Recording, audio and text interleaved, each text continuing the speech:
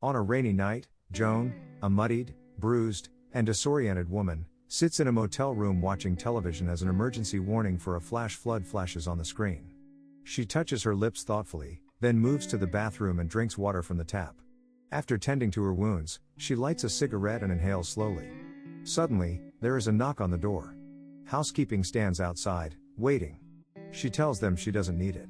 She starts eating nuts and starts crying. She lies down on the bed, and continues crying. Some time later, there's a knock at the door. Joan wakes up, and tells them to leave. She turns on the light, and starts watching the news. A report appears about a plane crash, in which a plane dived into the ground, after being hit by a small private plane. Joan smashes a fly on the TV in frustration. The news report continues, stating that the jetliner had a crew of 4 and 78 passengers, none of whom survived the crash. Authorities have begun searching for bodies and pieces of the plane to determine what happened. The impact left a huge crater in the ground, narrowly missing a row of trailers about 100 yards away. Joan takes a bath. Afterward, she picks up the phone and calls Denthurst Medical. She asks for Dr. Dan. When Dan answers, Joan asks if he is alone. Dan confirms that he is alone but seems confused. Joan reassures him that she is okay and alive. Dan admits that he has been a wreck and didn't know what to do. Joan tells Dan that she should be dead, but she is here. She describes a man who was yelling for his wife and kids, who were seated elsewhere, and she saw them engulfed in flames. Dan says the news reported that everyone was dead, and he even saw her picture in the news. Joan tells him she hasn't contacted her kids or her husband Stephen yet. Dan is the first person Joan has called. She tells him that during the plane crash, she was thinking about him and had the thought that if she died, she would be fine. She says she no longer wants to hide. Dan reminds her that they need a miracle to be together, and he believes this is it. Suddenly, there is a knock on the door. The woman at the door tells Joan that she knows Joan used another name to check in. Joan hangs up the phone. The woman asks if Joan is feeling all right. Joan insists the woman is at the wrong room, but the woman says she knows Joan from flight 1438. Joan tells her to go away. The woman suggests that Joan may be in shock. The woman asks Joan to let her check her vitals, explaining she has medical training. Joan looks through the peephole as the woman says Joan is lucky no one has found her yet, but the press will arrive soon. Reluctantly, Joan opens the door. The woman inquires about Joan's injuries, and Joan insists she has no injuries, no cuts, and no abrasions.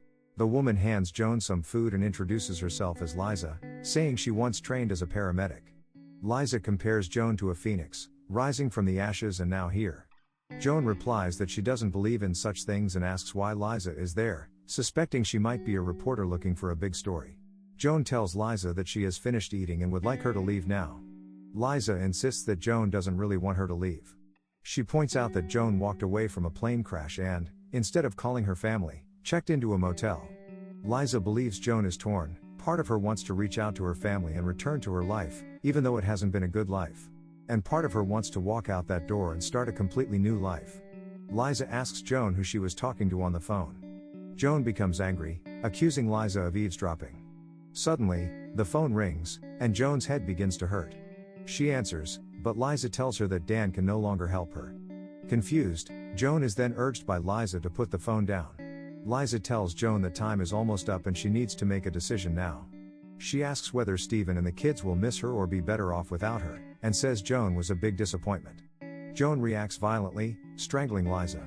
After killing her, Joan runs to the bathroom and begins vomiting. Somehow, Liza later wakes up, seemingly unharmed. The lights go out, and the clock on the wall starts ticking rapidly. Joan steps out of the bathroom. Liza tells her that she has taken too long, and now she can no longer help. Joan confesses she does not know what she wants to happen with her life. Liza urges her to think deeply about it, then vanishes into a bright light. Joan experiences vivid visions of the plane crash and realizes her head has been severely injured at the back.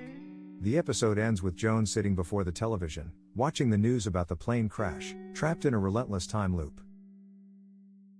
Like, and subscribe the channel, for more videos like these.